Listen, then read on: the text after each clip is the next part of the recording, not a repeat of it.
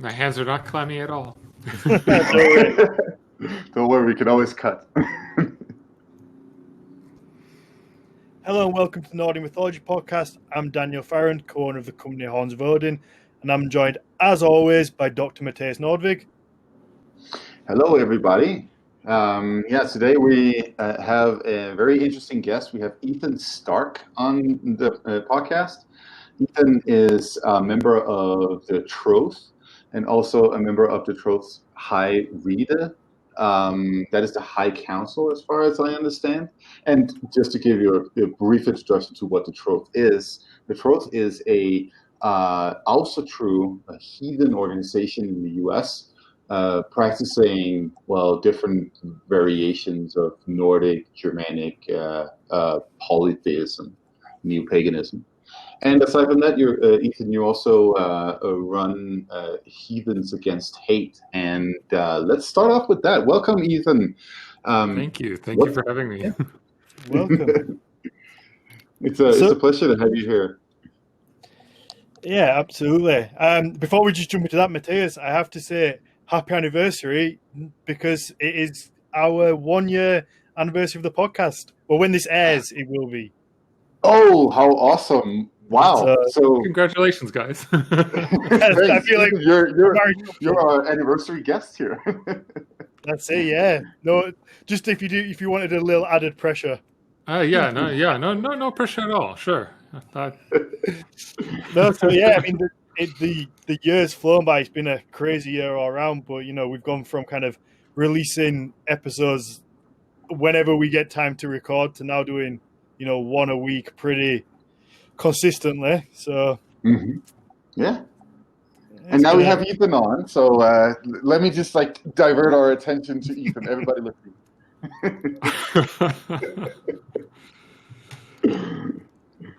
Perfect. Yeah. So Ethan, tell us a little bit about the Heathens Against Hate side of things, the Facebook group, what it is, what it stands for, what you guys do.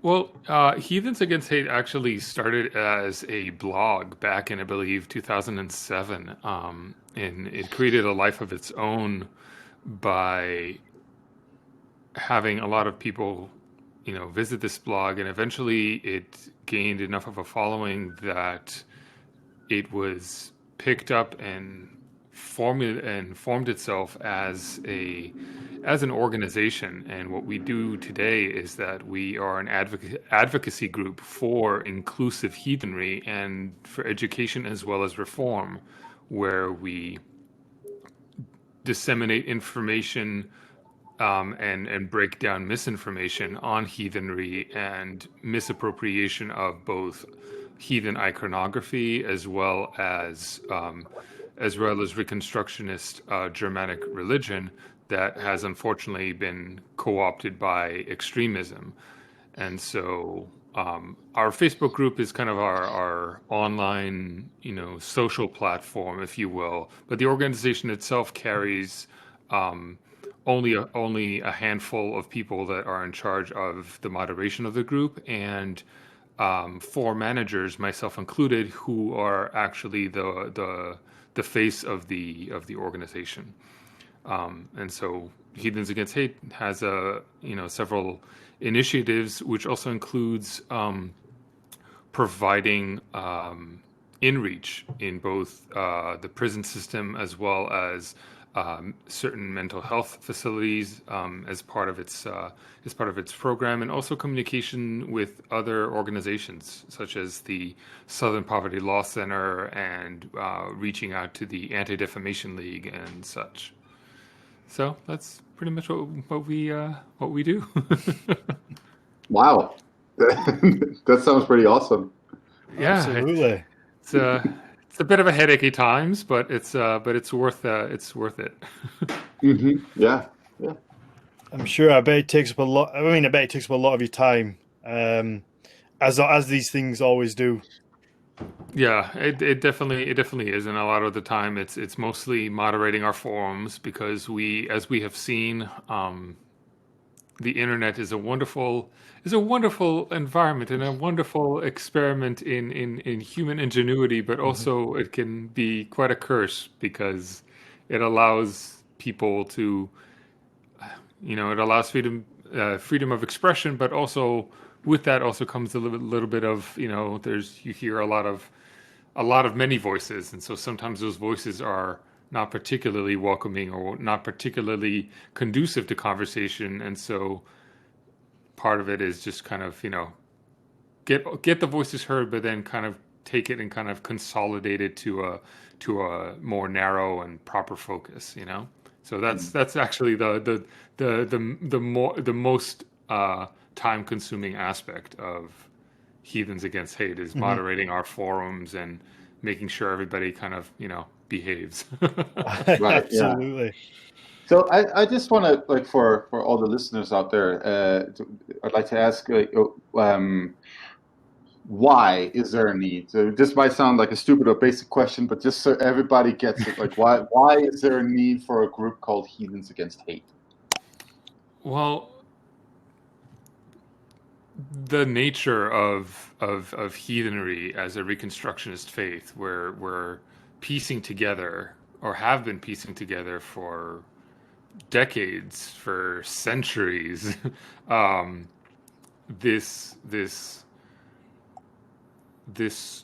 religion, or it started as a spirituality or as a means of expression, and Matthias, you are familiar with how academia works, where you discover things and you revise things and you change things based upon discovery. And when it comes to religious reconstruction, that happens as well. However, there's a lot more pushback, because when it comes to religion, there's this idea of identity and expression that we're all seeking, and so it touches people personally. And so it's not all about facts, it's about experience, it's about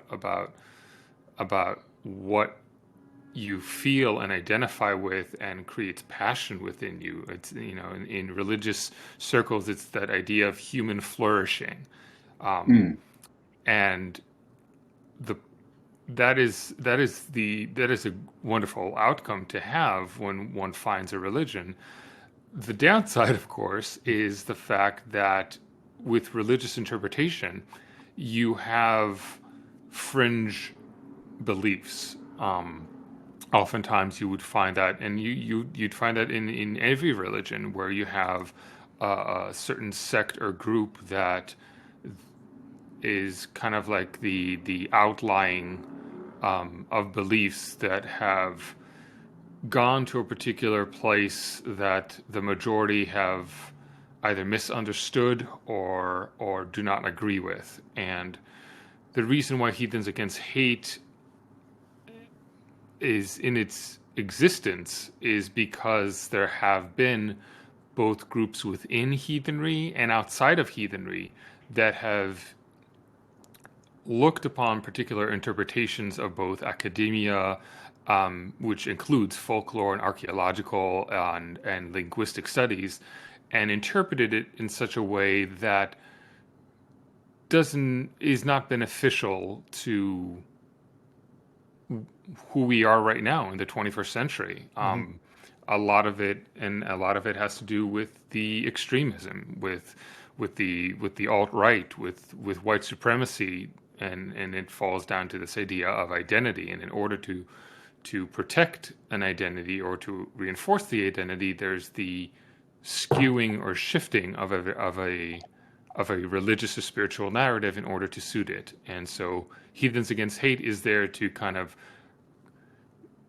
correct it, but also provide an avenue for exploration of saying, hey, we understand the idea of identity, and you can still have that without any exclusionary practice. And so that's essentially what Heathens Against Hate is here to, champion.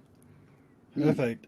I mean, so what do you think the reason is as to why kind of the far right and the neo-Nazi groups have such an attachment to kind of like Viking culture? Or cause it feels like you can't, or you struggle to find like one of the, like a neo-Nazi group who doesn't use some sort of runic imagery or some sort of like Viking link. and I've always kind of struggled with understanding why it's such an attachment to like the Viking Age and the Norse mythology. That is a three-parter podcast right there.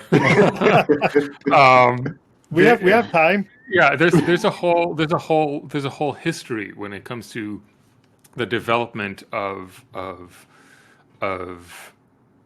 this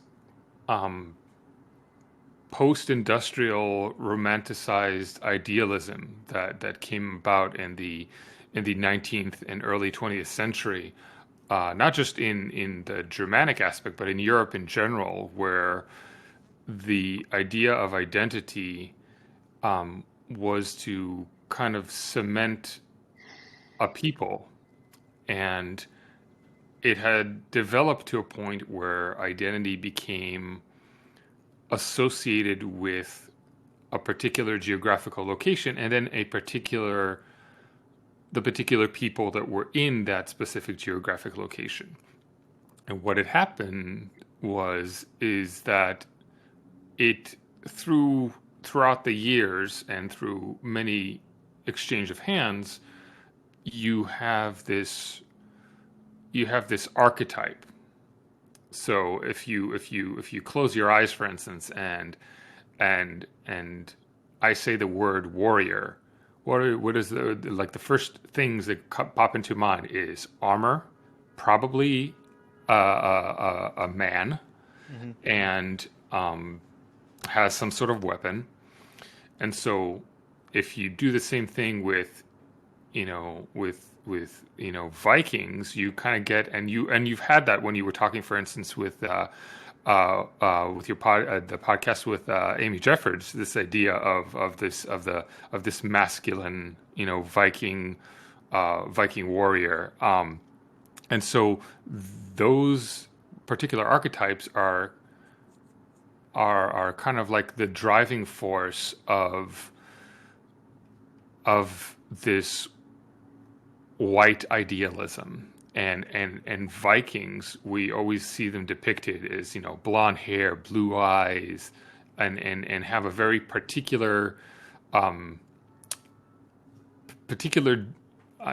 genetic markings, essentially, in the imagery. And when you think of Vikings, you think of Scandinavia, you think of these tribes of masculine men led tribal groups, and this idea kind of piggybacked itself on both, very very varied sources of academia back in the day that have since been constantly revised, but they kind of created this idea of what the ideal person is in this particular culture, this idea of what that person should be and how they contribute to that particular society, sort of like the idea of like Herder's idea of the Volk, the people, the particular a particular group of people in a particular part of the land. That's actually where you get that whole blood and soil movement started, was taking these ideas of Herder and kind of like running with it. And even though Nazism in the 30s was putting things down in terms of the spiritualities, the exception, of course, being Heinrich Himmler and the SS, and he loved that German romanticism and ran with it, and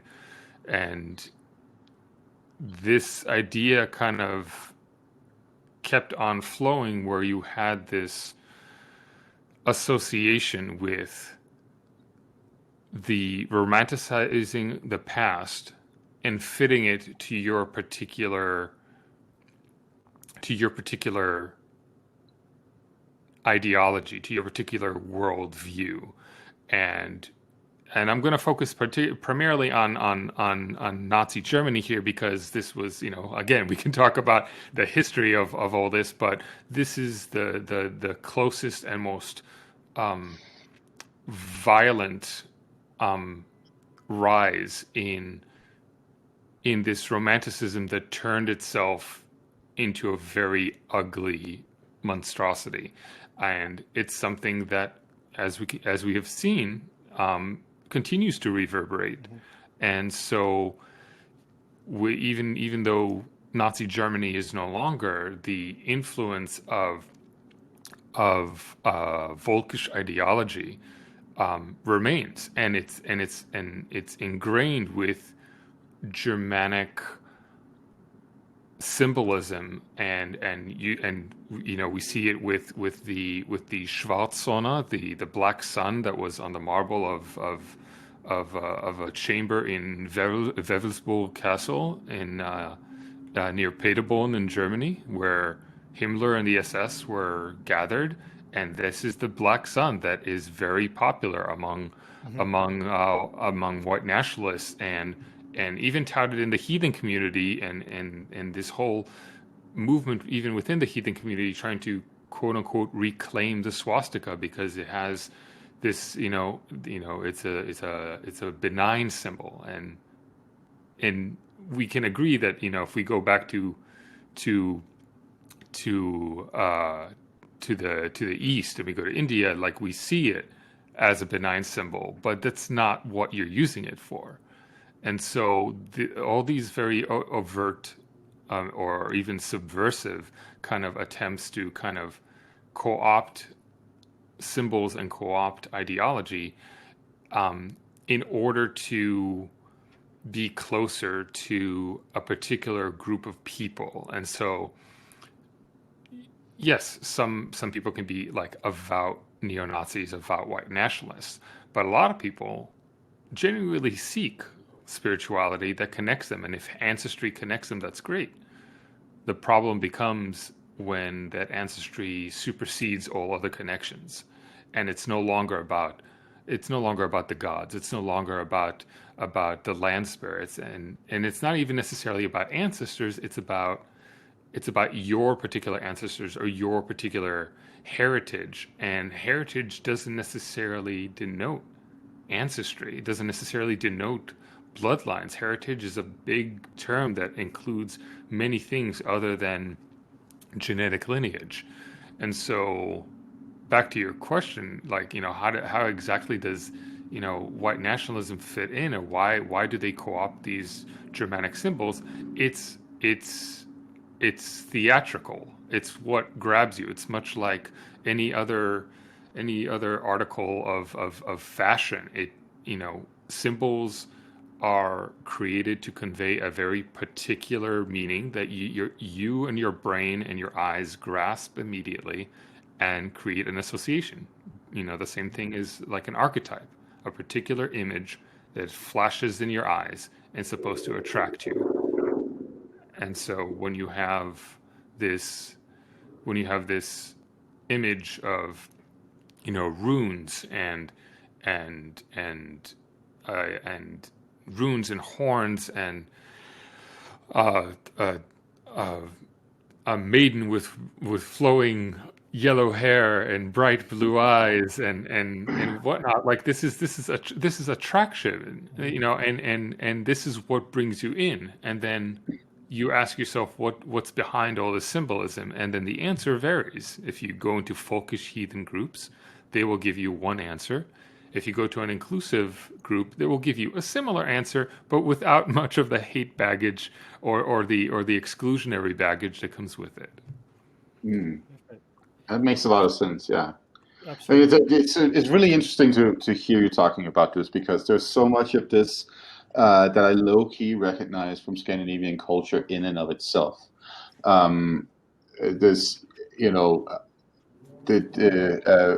Go to Copenhagen, and you can go to the city hall in Copenhagen, and you can see the big reception room where there's even a throne for the king and all that stuff. And all around, you have these images painted of ancient sagas and heroes, legends, all of this stuff. They're all a bunch of like very blonde, blue-eyed types, right? This was also built in the early 20th century. I think it was the 1910s that this city hall was built. Interestingly, by the way, a copy of the city hall, the medieval city hall from Siena in Italy.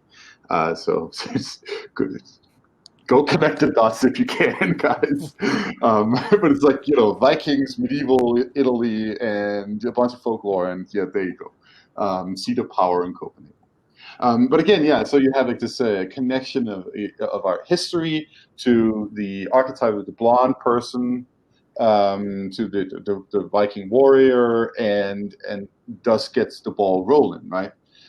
It's not just simply something that is connected to Nazis or to white supremacists, for that matter. It's also something that I think a lot of Scandinavians inherently sort of associate with ideas of what their past were. And I think it's really interesting to consider our recent episode with Sturla, who is a historian working on the genetic projects and on the Viking Age, but they've all of a sudden realized, hey, wait a minute, these Vikings that we're digging up and taking samples of, they actually seem to be somewhat more mixed genetically than the Scandinavian populations otherwise. So. Yeah, and Yeah, I you mean, can also you can also think about like the depictions. So like the depiction of blonde hair, blue eyes is it's a motif that isn't necessarily you know racially biased or whatnot. It's similar to kind of how you have in Christianity depictions of Jesus, and how the depictions of Jesus transform with the culture, and the culture depicts the figurehead or the ideal based upon the people that are surrounding it. And so you have black Jesus and blonde hair, blue eyed Jesus, and so it makes it can absolutely make sense that the depictions may have possibly, and this is beyond my purview, maybe more than yours, about how people were at the time these depictions were noted and presented. Like Wagner's depiction of the Aesir is very, that's a good example of German Romanticism, where it's completely historically inaccurate, but it was presented in a way that appeals to the people at the time. hmm Yeah, and I mean that's also what we're seeing with like Nazi Germany. They're playing off of stereotypes that had been created already, and then using them to create their racial ideals too. Um, no, I mean this. What I was driving at is that what this really should tell anybody who is a connoisseur of history is that the images of history are always created in the present. And then you can do that as best or as amateuristic as possible, right? Based off of the information you have available as an individual, and of course what you can draw out from other sources, right?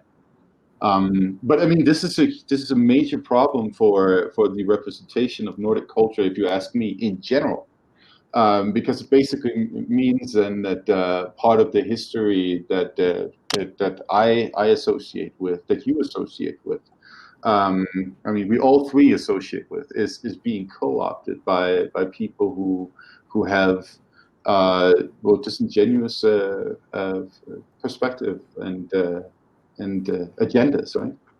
Well, the people who are in the Scandinavian region, meaning Denmark, Norway, Sweden, um, and such, this is part of your culture. This is not something that you have to really reach for. Anywhere you go in Denmark, anywhere you go in Norway or Sweden, you are in the land where where this culture, these myths, these stories, these narratives come from.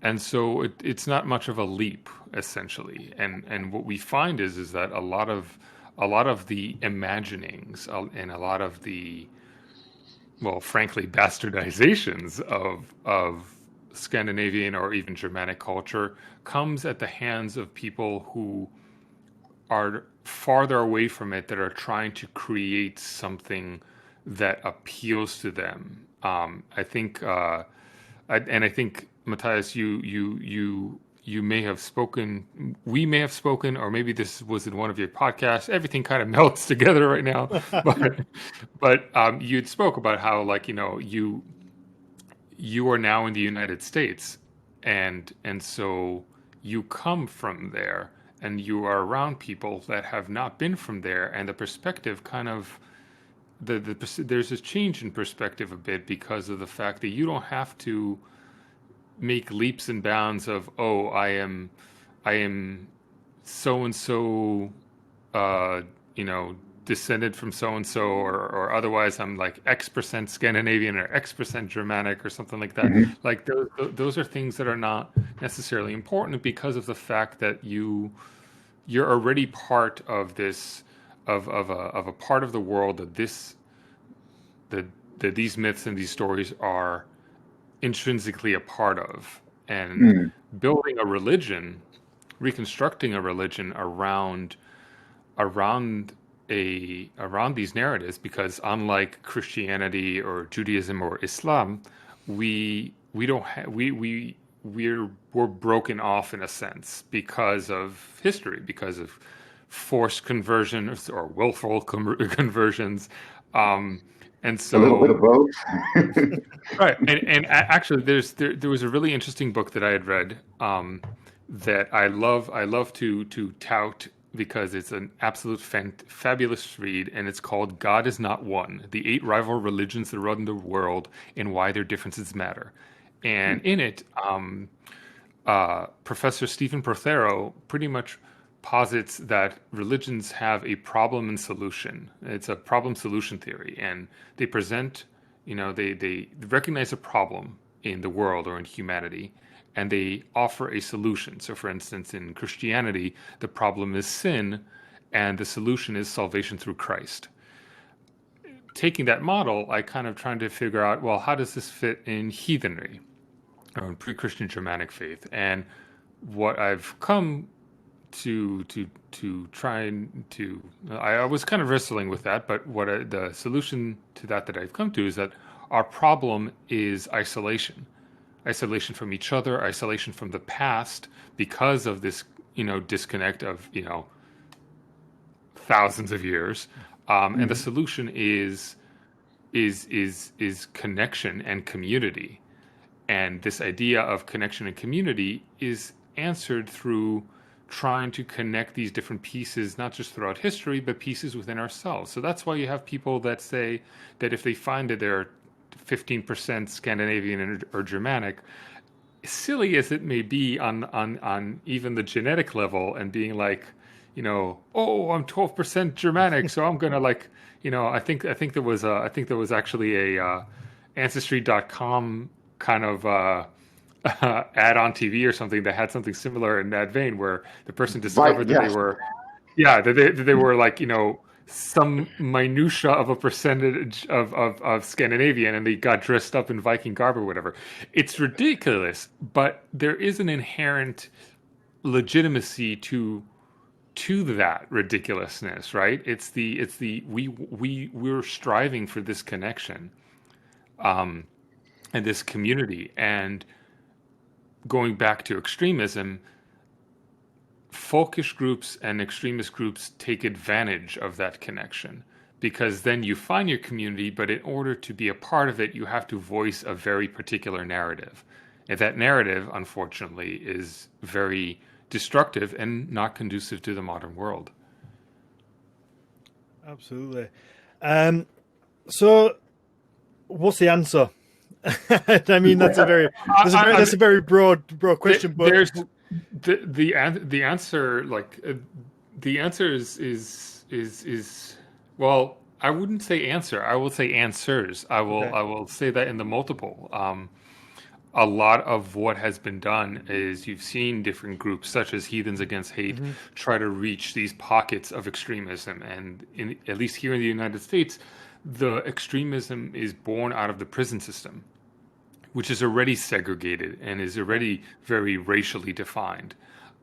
Yeah, I always find that insane when I'm maybe telling too much about my TV choices here, but when I see prison shows and the fact that neo-Nazi groups still exist today, and if you're a white guy and you go into prison, in some cases you have no choice but to join that group, and it might not be anything to do with your ideology. It's just that's unfortunately the prison rules, and you get put there.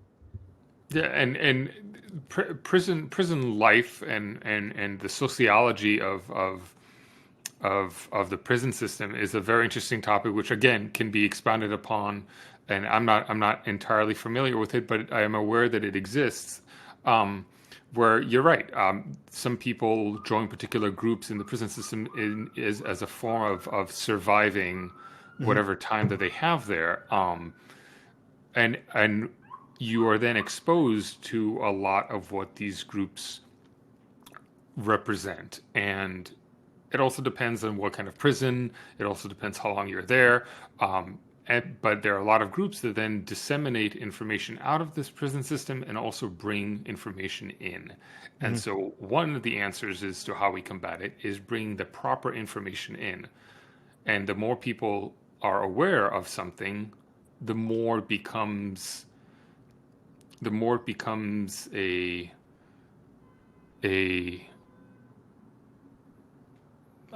kind of like a living living way of life, right? Like, if we're aware that, an apple's a fruit, we will keep on believing an apple's a fruit. If someone comes and says it's a vegetable, we'll say no. Everybody knows it's a fruit.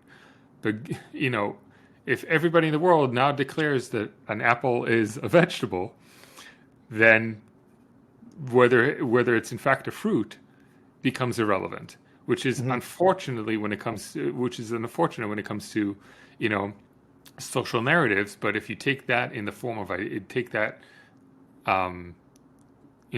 model and apply it to ideology, it becomes not like the silly example I just gave, but it can become serious and dangerous.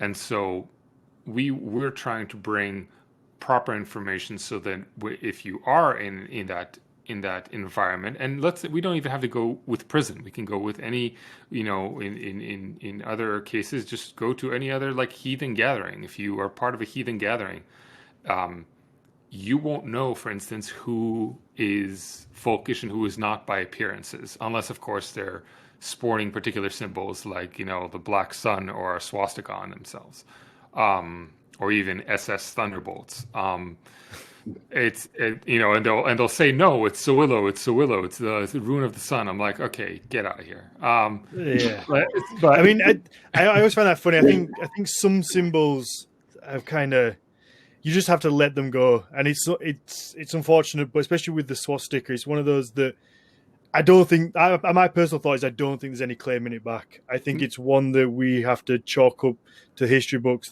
that's long gone, and it will always be known for what it is now, and there is no change in that. So to me, if you're wearing that, I don't give a fuck what your intentions are, because everybody knows what it is, and you can't simply just say, oh no, it's not, because it is. That no matter what it is, that to 99% of the people in the world, that symbol is a symbol of hate. Yeah, and the argument that folkish groups and folkish heathens make is that, well, it wasn't that originally. We found examples of the swastika throughout the ancient world, and it has been used, and so I'm wearing this because of that meaning versus the meaning of that was co-opted by Nazism. But the reality is that it doesn't matter, because the reason why the symbol is so known today is not because because everybody knew it from the ancient world, but because it was on a flag and on a banner that was carried by a regime that was responsible for 11 million murders. And so, there's no covering that up. And the other thing is that there are a myriad of symbols that are out there that, I mean, Daniel, I'm looking at your tatted arm right now, and like I'm seeing that, like, that is a cover of with all richness of iconography. And so this argument for one particular symbol is null and void, because just choose another symbol. Just pick another one. there Any other one. Just don't pick that Yeah, one. so, That's and for anybody that will be listening, that is worried, for instance, that let's say the runes or the Mjolnir are being co-opted, I will say to you, no, because there. I wear my Thor's hammer out proudly all the time, and nobody bats an eye because nobody even knows what it means. There's so little visibility in heathenry of heathenry in the greater social and religious context, to the point where people just don't know what this is. And so, I mean, yeah, and but so, there's another problem though, and that is what people individually feel. I know this from several of my friends who tell me, especially the ones in California, actually. So I don't, wear my Mjolnir visibly because I just don't know if somebody would connect me to white supremacy because of it. It is something that I think hits the individual more than anything else. It's as you say, very unlikely that if you're a person who's like me, I got runes everywhere and so on. Like the odd individual here and there might connect some of that to white supremacy, but the vast majority will definitely not. But it's something that you as an individual have to reconcile with yourself, actually, more than anything else. Like, do I feel comfortable doing this?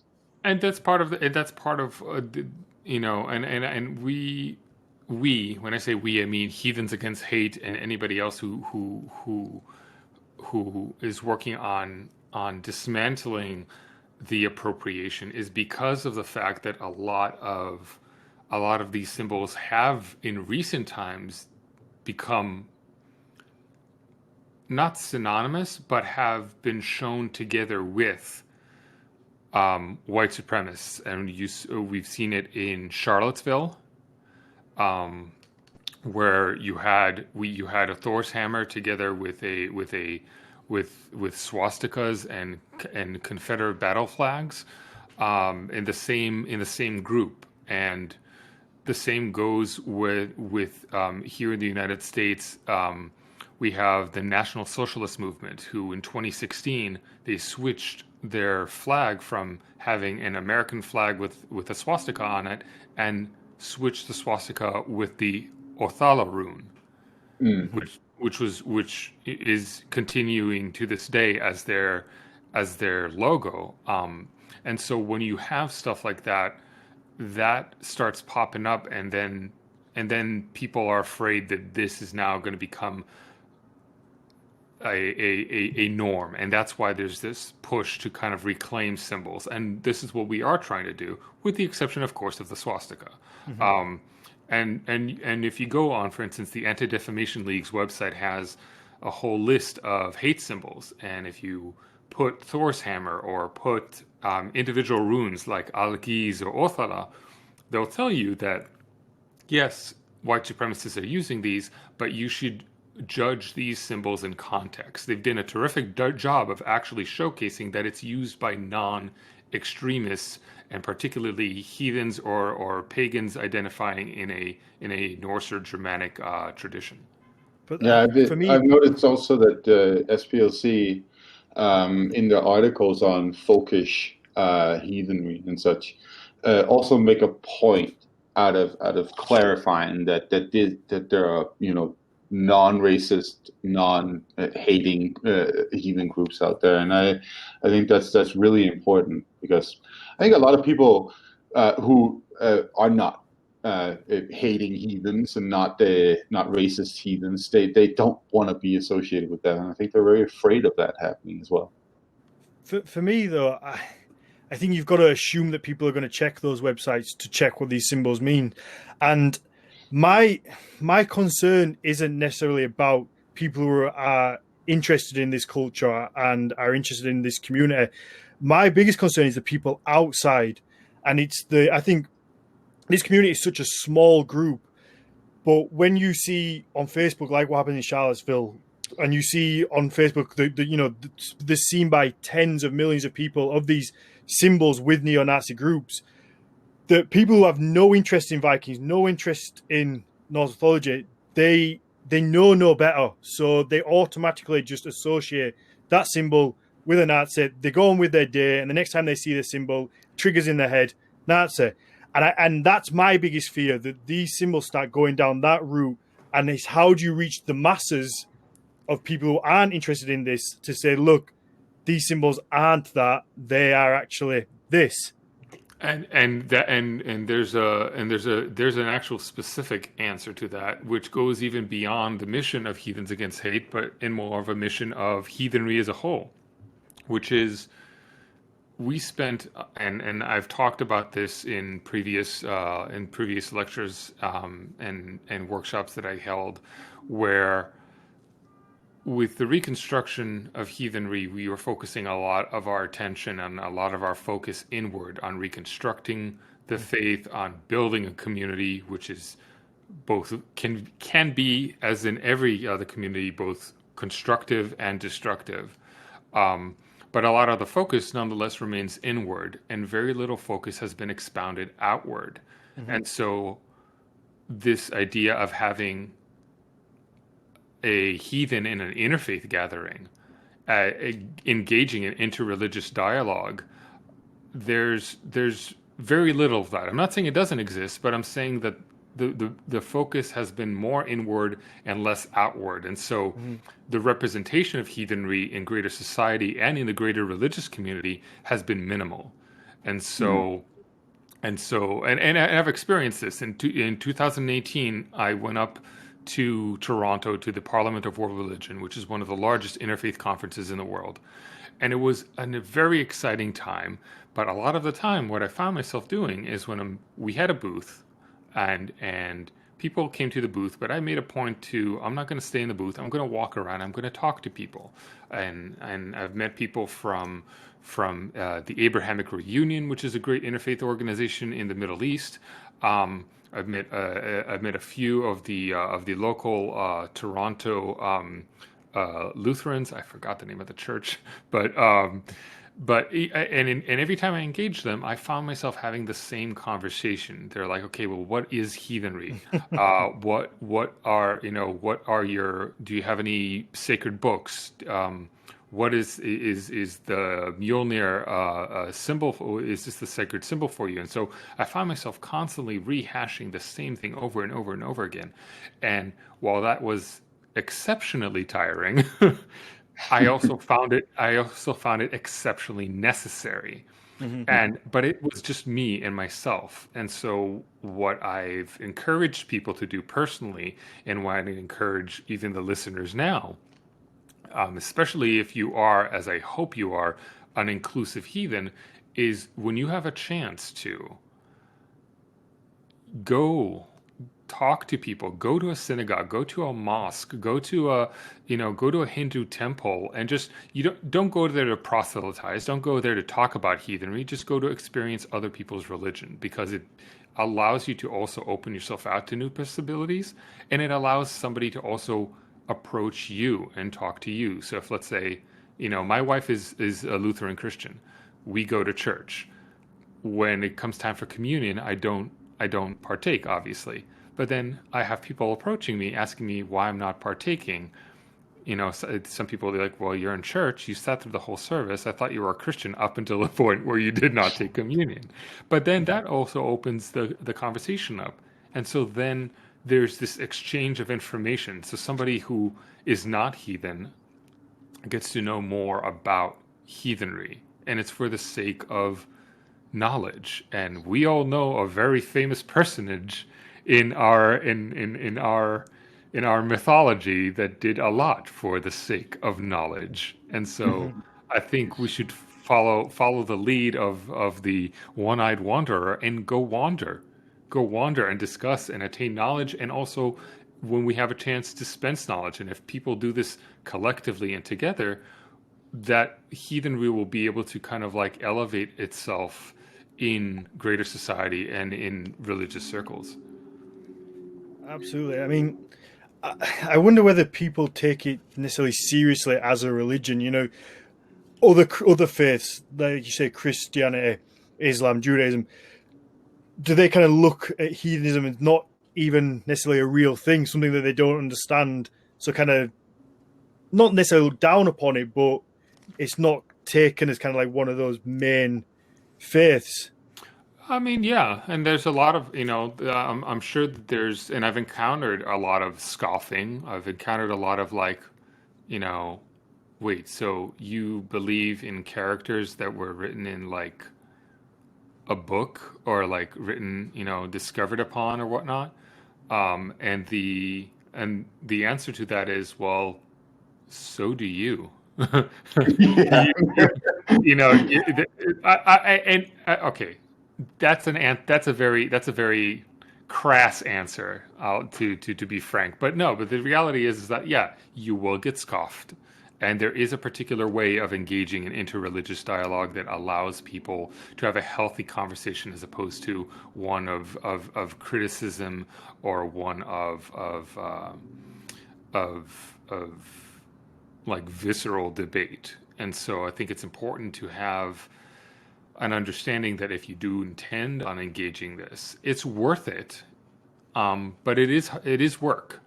But if you believe that you are a part, if you believe that you want to elevate your community and you elevate understanding or create better understanding, and you want to do it yourself, then yeah, they will be hard work. So the hard work is, if somebody scoffs at you, don't scoff at them and throw it back in their face, but kind of present similar arguments. So when you're approaching somebody from another religion or from another community, you get to kind of try and ask maybe questions not even pertaining to religion, but pertaining to values, pertaining to the outlook of life. How does, tell me about your religion. Tell me about how does Christianity fit in your life? How does Islam fit in your life? And then they'll possibly come back, well, how does heathenry affect your life? How does heathenry answer things like death? How does heathenry, how are you able to talk to God if there's so many gods? Mm-hmm. And this kind of idea, and then it opens a conversation of, well, the relationship to God, and the relationship is different. The way we view our gods and heathenry is different than how God and the divine is viewed in the Abrahamic faiths.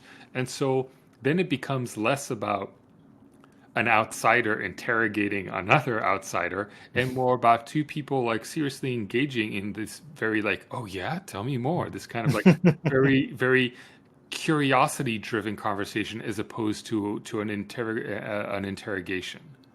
Right. Yeah. And it's interesting that you're saying that, because I feel that is usually the types of conversations that I, as a heathen myself, have had with people of other faiths when this topic has come up, for whatever reasons, whether it's Catholics, Lutherans, Muslims, Hindus, Buddhists. It really doesn't matter. Like, as soon as you're relating to one another as human beings, then we're having a reasonable conversation about these topics. What I've seen, on the other hand, though, also, I have other cultural experiences, is that on sort of like a broader cultural level in Scandinavia, the heathenry, also true, is not taken seriously. It's a cartoon religion to Scandinavians. It's like, why would we want to do that? We're like, but that's also because Scandinavian countries are so firmly Lutheran countries still. Like, most people are members of what is called, loosely translated, the People's Church, whether it's in Denmark or Norway or Sweden, or Iceland. or at least what used to be that, so a church tied to the state itself. And that's sort of like the standard, that's the norm, just being Lutheran Protestants. And then you got a bunch of people over here who like decide now they want to like start venerating Odin and Thor and all that stuff. Like, what is that about? Like, that's weird. I mean, we grew up with these stories as child stories, right? Sorry, what? You get that in the United States as well, for sure. Yeah, yeah, of course. Because people associate mythology as fiction, as opposed to understanding the mythology is actually it's a study of a narrative that is cultural and also religious, of the ancient world, and especially in Scandinavia. Like, even though you have the People's Church, or Scandinavia predominantly Lutheran, when you study the sagas or Norse mythology, especially if you're younger, you tend to and okay, this is from a secondary source from Scandinavian friends of mine, is that you study it young, as if it were a story, as if it were almost like a bedtime story of sorts. And so if that's kind of the case of how it's initially presented to you, it's understandable that as you grow older, your association with that mythology and with that narrative would be that of fiction, as opposed to something that is a bit more, a bit deeper than that. I would say yes with a but, because the same thing actually happens for the biblical stories. We like in Denmark, for instance, we have Christianity in public school. Like there's a topic for that every week, Christianity. And in Christianity, we also learn about Norse mythology, by the way. It's a little convoluted that way. And sometimes they will even also choose to teach you other things about other religions. But it's mainly there for Christianity, to teach us Christianity. So we go through all the Old Testament stories, the relevant ones, like Genesis, all that stuff. And then, of course, also New Testament stuff. About Jesus and his life, and that's just basic education that you get as, like, I don't know, fourth grader or something like that. And the same with the Nordic mythology; it comes at the same time, and it's an interesting thing to ponder, at least the sociological aspects of this, and also whether or not that has something to do with how Scandinavians also perceive Christianity. Because a lot of Scandinavians aren't, particularly fervent believers, if you know what I mean. Like, they will be Christians, sure, but they're not Christians like people are Christians here on the North American continent. You know what I mean? Yeah, where the Christianity in America is a very puritanical form of Christianity, which I can't really expound much upon. But I think one of the reasons why there might be a but in that statement, when you were giving the examples in Denmark, or in the schools of Denmark, is the fact that you're taught, for the most part, that the Bible is a sacred book of divine law. It's the Word of God, and so it's more than just a book. But we don't view this. I'm gonna have to like add something to that. Actually, okay, no, go ahead. No, not the Word of God, not the Word of God. So I mean, that's the thing that we of our sort of like national theologians and Christian philosophers, that these are more considered exemplary stories to follow. So not so much word of God as like word of man about God. It seems like a much healthier approach to it, in my opinion. But okay, yeah, no, I like it. No, I agree. Yes, but no, I guess you're right in the sense that the Bible is considered a much more valuable document, so to speak, than these stories that were written down by Snorri Sturluson about Nordic gods. So yeah, in that sense, absolutely. Do you think that heathenry suffers from not having a Bible as such? You know, all these other quote unquote major faiths tend to have a book or something that's written down with a set of rules almost of this is the religion and kind of this is how you follow things. Whereas that doesn't necessarily seem to exist the same way for heathenry. So do you think that's why you kind of get the fractions of people going different directions with it, some completely different directions? Well, the reality is that heathenry is a decentralized religion, right? We don't have a central authority. We don't have a kind of papal figure or a God on earth figure, kind of, something like that. And having a sacred text is not necessarily categorical of religion at all. There are plenty of other religions that they have texts, but they're not considered divine. And there are some religions that have a text that is not only divine but very particular. Like, in Judaism and in Christianity, yes, you have the Bible, and the Bible's been translated into many languages, and so that's cool. But if, let's say, you go to Islam and you go to the Quran, technically the Quran is only considered the Holy Quran if it's written in Arabic. So even if you have a translation word for word from Arabic to English, if it's written in English, it's technically not holy, and it can only be holy with Arabic as its language. And so even the idea of something that's sacred can fluctuate. I think that heathenry, and it's funny because some people consider, for instance, the Havamal, they consider something, sometimes it's treated as sacred, because of the fact that it's concerned with Odin, and it's concerned with these quips that's supposed to guide a person throughout life or throughout certain major categories of life, even though the Havamal is extremely limiting in that respect. But I don't think that heathenry is required to have that. I think one of the fantastical aspect about heathenry is its decentralization, because it presents itself in a manner which allows people to feel connected to it. There's a reason why many of us we were not born heathen. We converted. We found it. It spoke to us, and that one of the reasons it spoke to us is because of the fact that we left certain systems that may have felt rigid, and a lot of that rigidity comes from dogma and comes from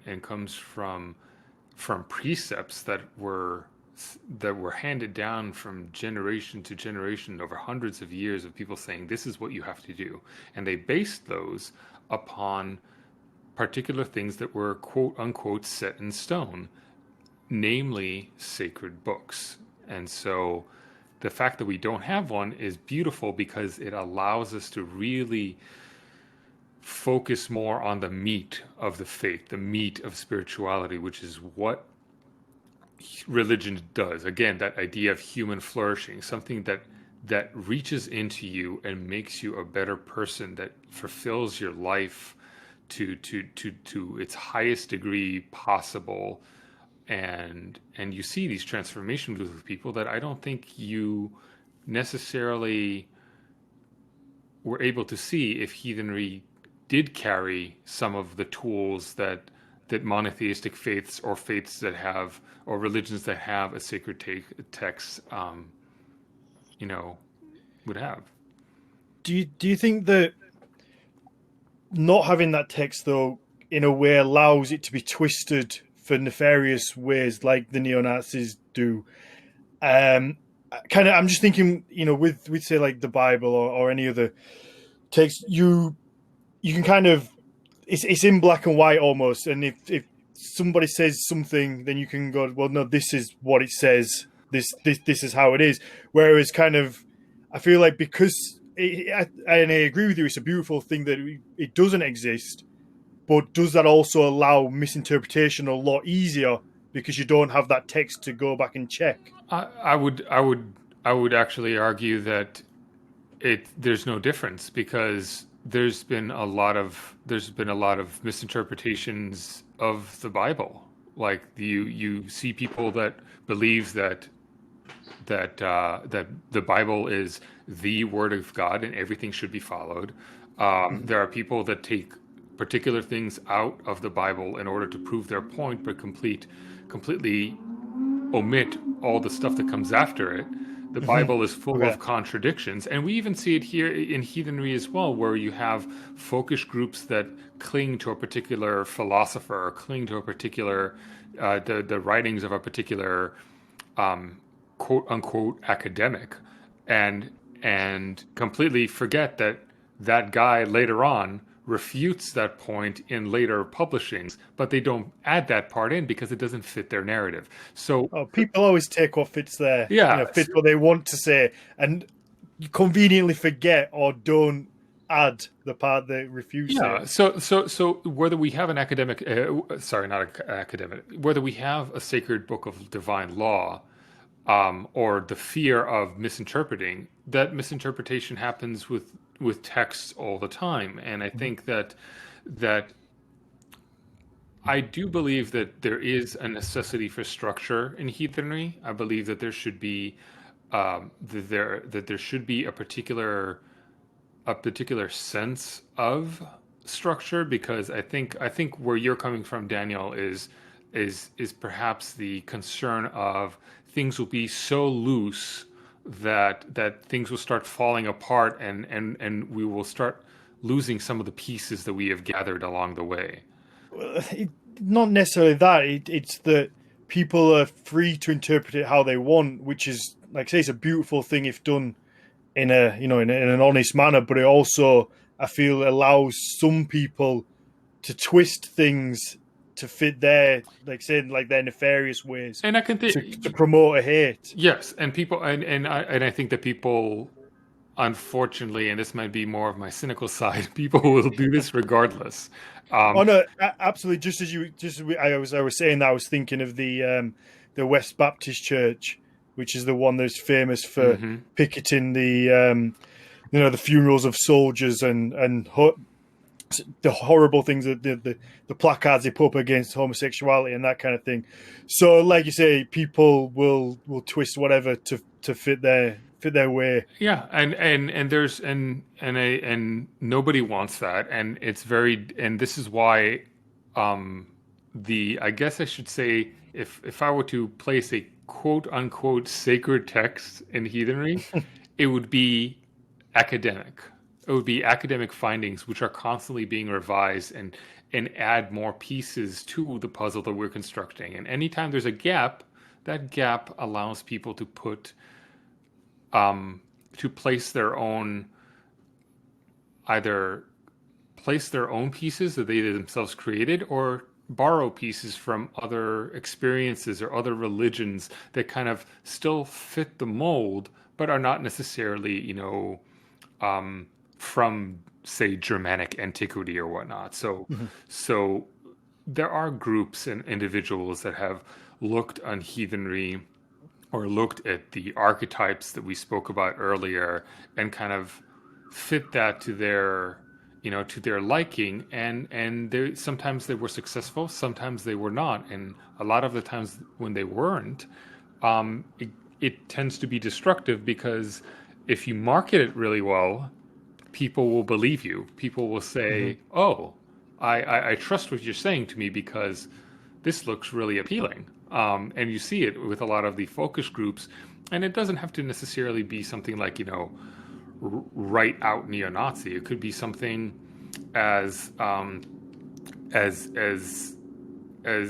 like appealing, for instance, to the male machismo, or this archetype of this masculine man.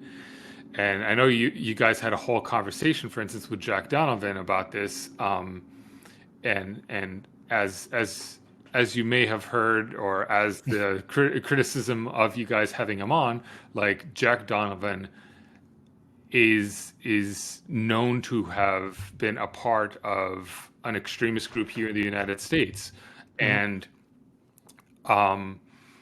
first of all, I will say that like I understand having the conversation. I understand what you brought them on, um, and what you were trying to get out of that conversation for the sake of the podcast. Um, you guys were not you guys didn't bring him on to talk about his involvement. Um, so that you can always bring him back on and grill him. You guys can do that and see if his answers hold weight. But the point is that like so this is that the group that he associated with, Operation Werewolf and the Wolves of Vinland, they took that archetype, that masculine archetype, this warrior culture, and ran with it. It had nothing to do with heathenry necessarily, other than cloaking themselves with that iconography, and including this archetype of this masculine, manly man. And so this is what they wanted to get out of it. And at the same time, they the product of that ended up being toxic masculinity, ended up being a very twisted version of heathenry, where it allowed to they were allowed to kind of act in a very chauvinistic and extremely misogynistic manner, where it garnered them the attention of being very exclusionary. And I'm not gonna talk at length about Jack, but I will say that I think Jack has a lot of work ahead of him if he really is out of the movement and is breaking away and wants to be a little bit more cosmopolitan in his views and approaches. I think there's a lot work that needs to be done. And if I were running this podcast, I would totally, I would totally ask all the difficult questions and see if he comes out smelling like roses. Well, so I mean, so this is where you and I perhaps differ a little bit in our perspectives on these things, because what you call toxic masculinity, I am not always sure what that is. I mean, I see some problems with certain behaviors. I see some problems with certain ideas of how you should be a man, for instance, how what a man is, and all these things that have been expressed by multiple groups. And Wolves of Vinland are an example of that. I don't agree with a lot of it, personally. But on the other hand, I don't want to necessarily condemn or say that it's problematic if a group of men want to have that kind of relationship to one another, and also frame it in context of heathenry. I mean, the toxicity happens when it's not necessarily like if you want to make men better, and if you want to have celebrate masculinity, that's not necessarily toxic in and of itself. What happens is that it's toxic when that masculinity comes at the expense of something, and that exhibits itself in this misogynistic environment. And when you enter misogyny into it, which absolutely has been documented and exists with Wolves of Vinland and Operation Werewolf, that's why it's toxic. It's not toxic because it's a bunch of guys wanting to lift weights. And this is actually how they get their members in. They model themselves as this a bunch of men, gym club, CrossFit, only, CrossFit for racists. Because when you then join the group, then you begin hearing all this talk and all this banter, and then so you're not just being sold a group of men for camaraderie, you're being sold a very particular idea, and that's what makes it toxic. Not that they're getting together and working out, but that they're doing this at the expense of a group of people, subjugation of gender and gender identity, and that's what makes it toxic. But in Right. general, like I think heathenry, going back to heathenry and at least to the positive aspects of heathenry, there's a lot of things that heathenry that does and celebrates that a lot of people and a lot of also through worldwide, a lot of them are not, in fact, extremists. And so there is some beautiful things that have come out when you have inclusive heathenry and practice of heathenry in the modern world. So actually, it's just going back to the Wolves of England. I wrote an article about them, a research article back in, I think I started in 2016. It was published in 18. And I've forgotten the title of it. But this was for a handbook on memory studies in Old Norse literature. And it was from the perspective of basically using the imagined Viking as a white racial patriarch as the model from which you model yourself, which I feel is obvious with a group like this. But in my research, I would also say that it was actually quite difficult to find specific points that connected them as a group with an ideology and identity to white supremacy. There were individuals that could be identified as such. One of that guy who burned down a couple of churches, as far as I remember. So I mean, this is also where it gets iffy, right? With some of these groups, because some of these groups have a very macho appearance. They also have a developmental history. Like at some point they might be one thing, and then at another point they might actually be a white supremacist group.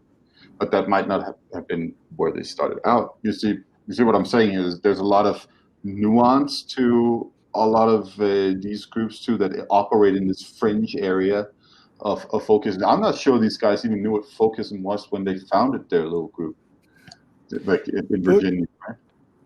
But Matthias, do you not think that allowing somebody to be in a group that has those ideologies kind of automatically, that having that acceptance and not kind of just being like, get the fuck out, almost ties them with that brush of being that kind of group? Because I feel like if I had, let's say when I played rugby, if there was like a couple of guys on the team that were racist, and I feel like we as a team would be like, get the fuck out of the team, we don't want you here. And I feel like almost by allowing them to stay in the team, you are allowing the team to then be tarred with that brush because you're allowing that to breed there. There's a degree of accountability that I think that's what Daniel was referring to, and in a sense, you're Matthias, you are correct in saying, okay, well, it may have been to particular individuals. Those particular individuals also need to figure out their form in the organization itself. So if you're talking, for instance, about the Wagners who were running the show, there's an accountability as a leader of an organization, and there's accountability of the organization itself to kind of, if you are not a hate group and if you are not exclusionary, we have a saying in heathenry, like, we are our deeds, show us, be accountable to your actions. The same thing with other heathen organizations, the Troth as well. We've had members in our organization that have opened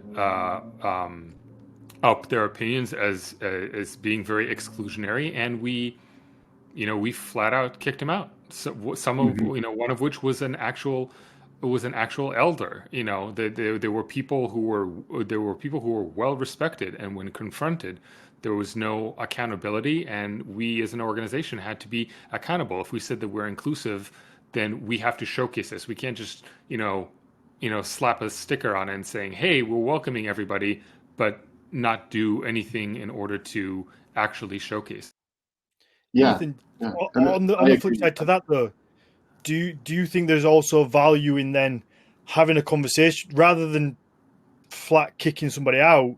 Do you think there's value in having a conversation with that person and then saying, why do you think what you think? This is what we think as a group. Are you willing to listen and then maybe change your opinions rather than kind of being like, I mean, yeah. get out, and then I feel like sometimes you could be like, get out, and then you can almost push them further into the darkness rather than being like, let's have a conversation. This is our opinions. Let's kind of And this, yes, try and figure it out. But are you willing to? absolutely, no, absolutely. So I was shortening it because there was a whole procedure to this, of course. But I didn't mean just in that case. I meant kind of in general because yes.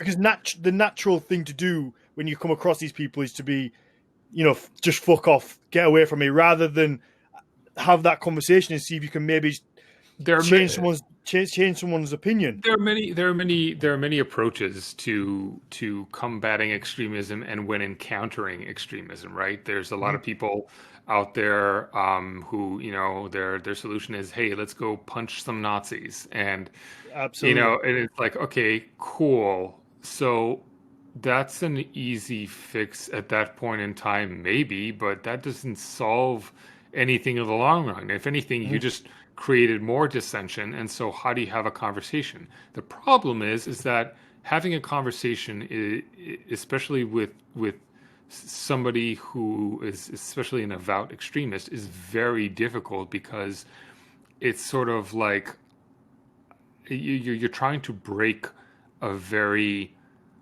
strong foothold. You can, and a lot of the times they would just plain don't sit down with you. And so, for instance, that's why I don't fault you guys, for instance, for having Jack Donovan on. I think the fact that you had him on the show is at least one step in the right direction of sitting down and having a conversation, and then working from there, at least laying the groundwork. And if you talk to former extremists, they'll tell you that a lot of the time it sometimes takes years to kind of break away. And then once you break away, then it's almost like you kind of, you threw the veil off and you're like, or taking off the shackles and couldn't believe that you were there for that long. It's much like addiction, in the sense of, anybody that has gone through Narcotics Anonymous or Alcoholics Anonymous. It's an ongoing struggle, and it's just taking step by step, day by day, and having a conversation is how we begin. The reason why there's a point in time where you just stop having the conversation, especially as an organization, is as an organization is an entity. It's almost an individual that is comprised of many individuals. And so as being in a leadership position of an organization, you have to make decisions that are suited to the continued life of that entity.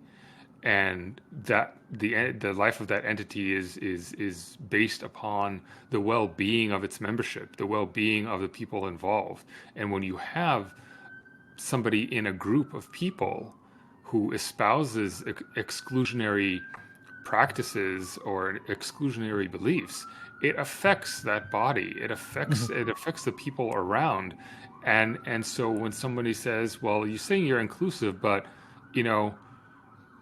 Joe Blow over there is telling everybody how they hate Muslims or whatever, and so we as the entity have to answer to that and say, well, what do we do about this? Like, the body is concerned, the body is unhealthy, and so there are times when we can sit them down and be like, you understand that you're part of an organization that has very particular bylaws of inclusion, right? And if they say, I don't care, this is what I believe in, then of course, you're out. I totally understand that. I guess one of the sticking points, not sticking points for me, is where maybe I think me and you might not necessarily disagree, but at what point does somebody become like not a neo-Nazi anymore or not part of these groups? Is it at the point that they choose to leave and take that step to say, I don't believe in this anymore, and that kind of mental side where they have a switch where they realize, or is it at the point where they've spent 2 years chastising what they used to do and apologizing for it? Because I feel like people act in different ways to different things, and every situation is different, and not to necessarily just stick on the Jack subject. I feel like he maybe has his own reasons why he doesn't want to speak out, and I think all three of us would probably prefer it if he was a little bit more vocal about why he left. But I think maybe there are reasons he has himself why he doesn't, and they are maybe personal to him, and that's not really anybody's business to pry, and it could have negative effects on him and his family. So it's like, whose choice is it to say you have to speak out when ultimately the effects are going to come back on him and not us, if that makes sense? Like, I would have liked to have had more of a conversation with him on the podcast, but we spoke before, and he said what he was happy to speak about and not. And I feel like it's easy to judge from the outside and say, you should be more condemning of it. But on the flip side, I think equally the consequences of him doing that aren't going to come back on us. So I feel like it's maybe a balance, and it's easy to judge, but I don't know the answer. Yeah, so I can't, as somebody who is not an extremist, and as somebody who is not just not an extremist, but also not somebody who was an extremist and now isn't. It's difficult for me to speak directly as to the process. I will say that it is understandably difficult. And I understand that there is something that we do in the microcosm of ourselves, things that we personally wrestle with, right? And that is one of the hardest things to do, and recognizing that, and it is situational in a sense, because first of all, saying you're sorry is one thing. Again, that is another step. Depending on what was involved, saying you're sorry may or may not be enough for people. And so, for instance, with Jack was not just a part of these groups. He was a representative. He spoke at alt-right events, which he admitted to in your podcast as well.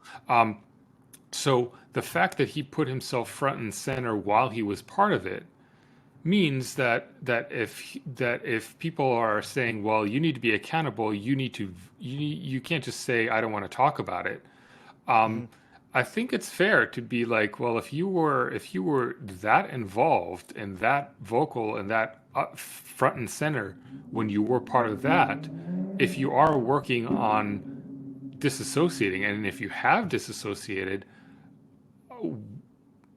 asking for you to be front and center, to speak against it, to say, yes, I was a part of this organization. It's sort of like, again, going back to this idea of addiction, like, hi, my name is Ethan, I am an addict.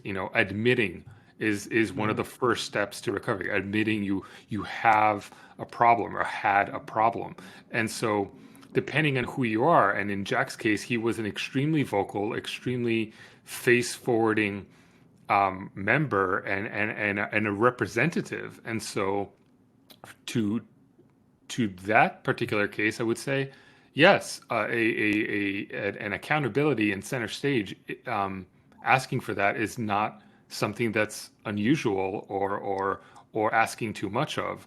When it comes to Joe Schmo or whatever, this idea of accountability takes place or carries many forms. People can give outward apologies. People can admit publicly, yes, I did so and so. I was this and that. It is a very difficult thing to do, because by saying that you were something that you are not, or saying that what you did was wrong, brings a sense of shame, brings a sense of humility. It's a very uncomfortable feeling to wrestle with, even internally on your own, yet alone going somewhere and putting yourself out there. It's extremely vulnerable, and I completely understand that. And that vulnerability is something that a lot of people, that's the toughest thing to do, which is why a lot of former extremists that have taken center stage against extremism, and you find this with people in organizations like Life After Hate, that was founded by former extremists. They go around the country talking about extremism and how they left.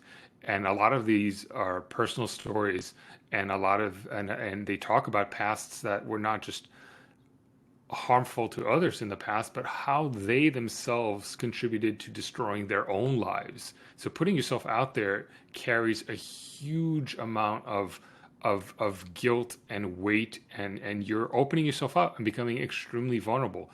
And I'm I can understand that if somebody's not ready to do that, but that Well, doesn't change the expectation to do that. I'm going to have to interject something here though, because I understand that process, and I think it's a very important process for certain people who have been involved with, like, say, Aryan Brotherhood and these,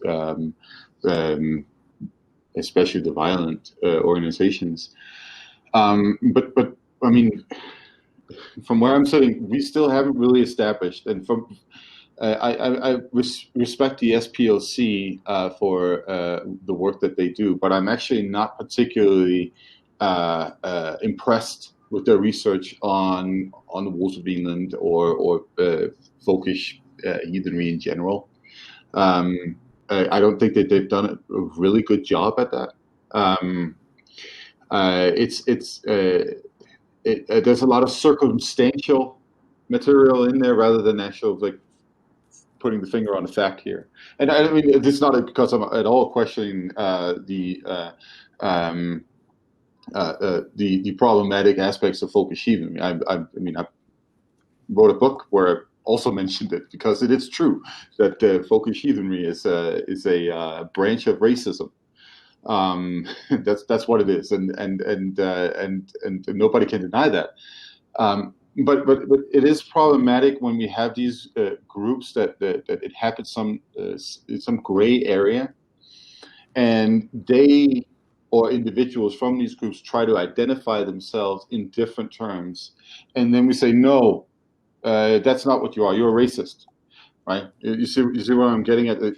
We Yes. also have to Yeah. respect self-identifications, and then we have to have a conversation about what that means. So that's one aspect of it, and secondly, again, as I said, the research that has been done on this particular group that we're talking about, and is if you ask me, not that good, actually. It's Well, just I don't speak for the SPLC. I've never worked for the SPLC. They do have people they do have a team of people that go in and do this research. And again, if research, like anything else, has some holes in it, and if, for instance, have insight and you're willing to contribute, I would say go ahead and contact the SPLC and offer them your perspective, and maybe they'll look at things more closely. That I'm not.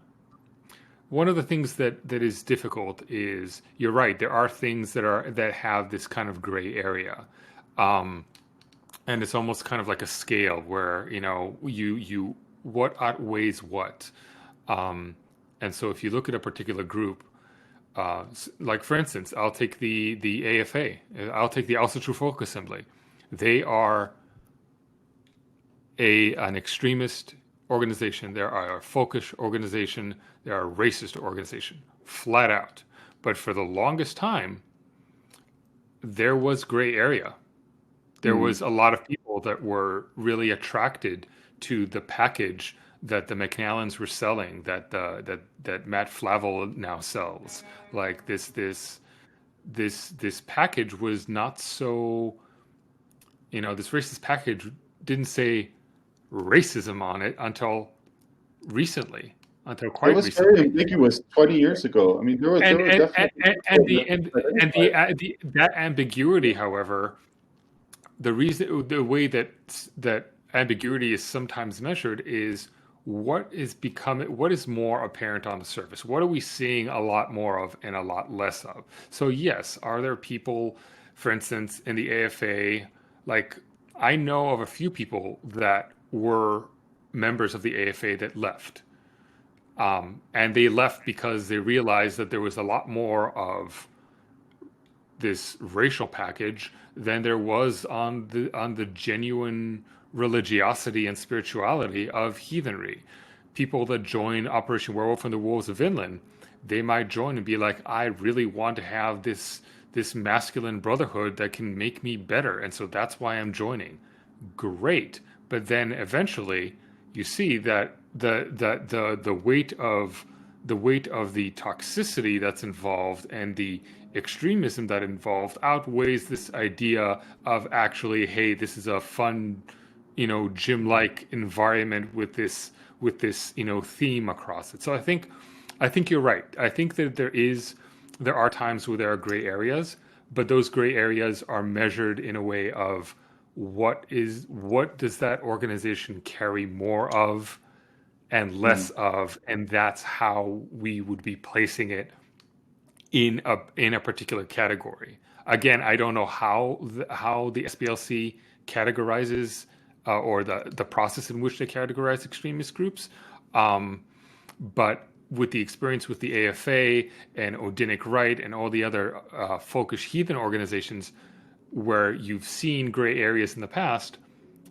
those gray areas in the past are only now absolutely apparent, and there's a very bold line where you can absolutely see where religion ends and extremism begins.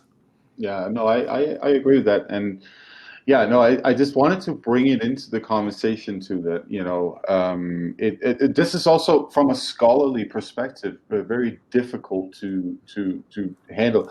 If we take this like broad mass of alt-right, right? Like simply labeling them as extremists, that would be in and of itself problematic because some of them aren't, and some of them are there for one thing, some of them are there for another thing, right? So, Well, there's labeling people, and then there's labeling ideas, and then there's labeling organizations. So the alt right is extremist. Is people are people that are coming to the alt right extremist.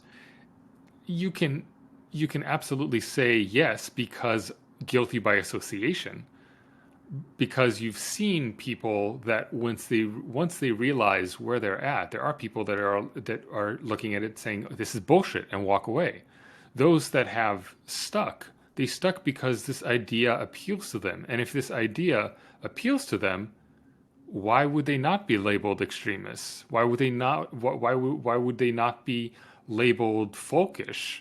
If I have someone that I know that is that is a member of the AFA, and they tell me I'm going to stick with the AFA because I'm in a folkish group, and I'll ask, well, why are you in this particular focus group? And they'll say, well, because I want to be close to my gods and I want to be close to this religion. Well, you still can without being part of a folkish group. You still can have that, and folkish groups and extremists are building this idea of this package of this is how we can answer identity. And that's what attracts people. Extremism attracts people that seek to have a voice, that seek identity, that seek power. But it comes at the cost of you requiring to follow the narrative and say what they put in your mouth. But you can still find identity without being in an extremist group. You can still practice heathenry and also through without being part of a folkish group. And if identity is what connects you, great. I got into heathenry because I love Lord of the Rings, and when I did my research in Lord of the Rings and found out Tolkien's involvement in Norse mythology and Scandinavian studies, I then started figuring out, well, what do Germanic languages sound like? And then I heard Icelandic for the first time. Eivur Pálsdóttir was like the first um, uh, Faroese artist that I heard, but she was singing in Icelandic, and I fell in love with it. So then that brought me in. Somebody else might be like, well, I'm third generation Norwegian, and so for them it would be um, that would be what connects them, and there's nothing wrong with that. And so this is kind of where inclusive heathenry comes in by saying, hey, you don't have to have this baggage. You can still have that identity. Your identity is not being stolen. White people are not being suppressed. That's the folkish package saying Hmm. that you are about to lose your voice, lose your identity, and gain some oppression. And that's just not the case. And so you're able to be a part of heathenry without all that. Hmm. Yeah, no, I very much agree with that, and I also agree with that position. Yeah, no, where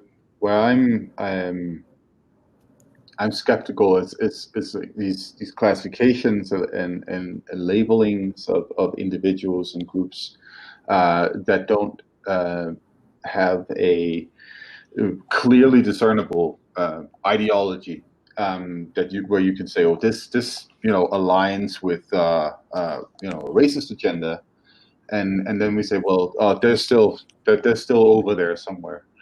I feel that it's problematic, but I mean, all of this comes down to like, why did we, uh, you know, uh, on this podcast talk with Donovan, for instance, and I mean, uh, Yeah, like I you, can't you, you speak. didn't have Donovan. You didn't have Donovan because of his involvement. You had Donovan because he was, selling his book, and you were talking specifically about the idea of masculinity and kind of like how it ties into the whole, the whole Viking, the whole Viking image Mhm. that we were talking about.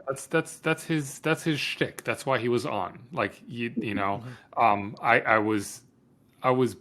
I was bringing it to this conversation because of the fact that yes, Donovan is a very public figure in the alt-right movement as well. That's what he's majorly known for, as opposed to his books. But I understand why you guys had him on. And again, this comes down to conversation. And you did start that podcast by trying to clear the air. I don't think Donovan did a good job, but you guys are not in charge of what comes out of his mouth. You guys were having a conversation, which I think is the first step. When it comes to categories, Matthias, similar to how you have categories in academia and how you classify certain things for certain periods of time and certain cultures and all these classifications, those lines of classifications also tend to shift. Um, so if for instance, if it's your belief that the SPLC has problems with its classification or categorization, which in fact you are not the only one that has these concerns, raising these concerns with the SPLC, and even better, if you're in a position to join their team and work with them, that works too. We're working with the tools that we currently have, and Mhm. the current tools in place have a particular way of categorizing hate groups, and thus far, that categorization has worked even with organizations that have had that gray area that you speak of. Um, so saying that Wolves of Vinland and Operation Werewolf are extremist organizations, it is based upon the current categorization by the SPLC, which is up until this point um, the you know the authoritative quantifiable organization that does that. Yeah, So yeah. but heathenry, and I want to remind the listeners, is that heathenry, even though we were talking about extremism and it carries extremism, so does every other religion. But every other religion also has the thing that makes it beautiful and beautifies individuals, and so modern heathenry has also developed beyond folkish extremism into an ancient tradition that is fit to the 21st century as well. Yeah, I mean that's why we take this debate so seriously, Ethan. I mean, it's because Yeah, of we have course. to talk something that we don't want other people to, bastardize like that, right? Yeah, and you see it, like if you see certain there are articles and photos even of people holding these beautiful ceremonies and things like that, a lot of which are modern invention, but they also carry with it kernels of the past. So yeah. Perfect. Yeah. I mean, no, we're about an hour and 40 minutes in, so it's been it's been a fun one. I know we had subjects to get onto if we needed to that we haven't even touched. So I mean, that's always for another time. It's been a fun conversation, and I mean, I think, like I say, I said to you before, Ethan, I think we're two sides of the same coin. We're all on the I feel like we're all on the same page. We may differ on different things, but I think ultimately we all just want an inclusive heathenry. We want everybody just to kind of get on and that, like I say, that's the reason why this podcast even started, was out of that idea. Was that's how me and Mathias even met, was through the idea of trying to do something to spread some truths behind and get rid of some of the misinformation. Because one of the most frustrating things for me is scrolling through not necessarily your Facebook group, but other. I mean, I'm sure you've scrolled through a few out there, and some of them are just riddled with misinformation after misinformation that most people take as fact and as evidence. And that's why it's nice for me and Mathias to do these on some subjects that I can just kind of pop up and say, well, check this out, have a look, listen to this. It's from a scholar who can give you the accurate perspective from it.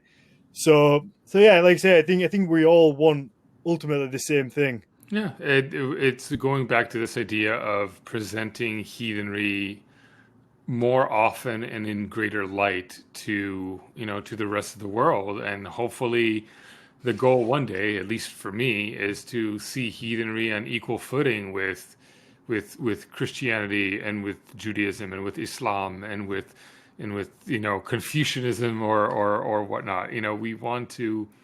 The only way we can do that is by sharing information and dismantling misinformation and building ourselves up into a community that's worth investigating and worth knowing. And this is, I mean, that's another reason why I agreed to also come on here to your podcast, because after listening to a few of your previous episodes as well, the focus of your podcast is to do just that, and I think that so far you've done a great job at it, and I think conversations need to continue, and with that more information, and hopefully the listeners will also kind of appreciate that, and maybe even sit down sit down, listen to it with a notepad and a pen, and just kind of like start jotting down notes. I really hope they do that. As an educator, I so much hope they do that. And I mean, and on that note, that is the perfect way for me to plug the Patreon account, because on our Patreon we actually put together an episode pack for each episode we do. So, with different links and articles in there for topics that we've discussed, so people can do just that. They can do a little bit further reading, because I mean, I fully understand that I have the luxury of being able to message Mathias one-on-one and say, what you mentioned in the podcast that you said in Old Norse that I couldn't quite understand. I have no idea of how to Google that after. So that's why, we put together this pack for people, so they can go back and see what we've spoken about and then read themselves and follow up on that. So yeah, check out our Patreon, which is Nordic Mythology Podcast on Patreon. That, I mean, you get the episode pack at the lowest level. It's something that we really recommend, especially for episodes like this. Episodes like Sturla's, I mean, he gave me a bunch of really good links, which was pretty generous of him. Must have spent a little bit of time putting together all these articles for to follow up on the topics we discussed. Yeah, and we also want to give a shout out to Henrik Sturesson, who graciously donated, what was it, $500 to our Patreon. Yeah. Wow. Yeah, thank you so much, Henrik. Yeah. I know Mathias has got a new microphone, a new stand, and some bits on the way. But I mean, that's why we set up the Patreon. I mean, anybody who watches the video podcast so far can see how much my setup's changed from like a little grainy, no lights, the stand, the microphone being down here. It's changed a lot. So people supporting us really does help, and it helps us keep growing and getting, spending more time on it and bringing a better produce in the end. I mean, it definitely shows that people appreciate this, Absolutely. So they did. Thank you for spending the time to come on. I mean, Ethan, if you want to give a shout out for like where people can find the Facebook group, find you personally, like your Instagrams, anything you want to just kind of plug, promote. If people want to share ideas and get involved with Heathens Against Hate, they can go to our website, heathensagainst.org, as well as find us on Facebook, and we'd love to have people sharing ideas, and especially if anybody comes from any former extremist groups or whatnot, like we especially want to hear from you, because it takes deep inside knowledge of folkish groups. So if you are part of one and you had left, come on and tell us your story, because we want to know more about you and your experiences, because that's what helps the most understand what it is and what inclusive heathenry can really offer. Yeah. I just want to extend on that and maybe expand on it to if you're in that position, give me or Mathias a message. And I think we'd love to have somebody on the podcast who's from that position, and somebody who is willing to speak out maybe a bit more than Jack is, and really give that insight from that side and get that perspective of what it was like and why they left, and maybe even like what drew them into it. And hopefully it might raise a few red flags to people who are kind of heading in that direction, and just put a halt to it and put them back on a different path. So by all accounts, if anybody is listening to this is from that world, if you want to hit any of us up, whether it comes through Ethan, Mathias, or myself, then we would, we'd love to have a conversation. Absolutely. That would be very interesting. Definitely. Mathias, where can everybody find you? Well, you can always find me on Instagram under my name, and also the Nordic Mythology channel on Facebook. And, well, I also have a website where you can go read a blog here and there.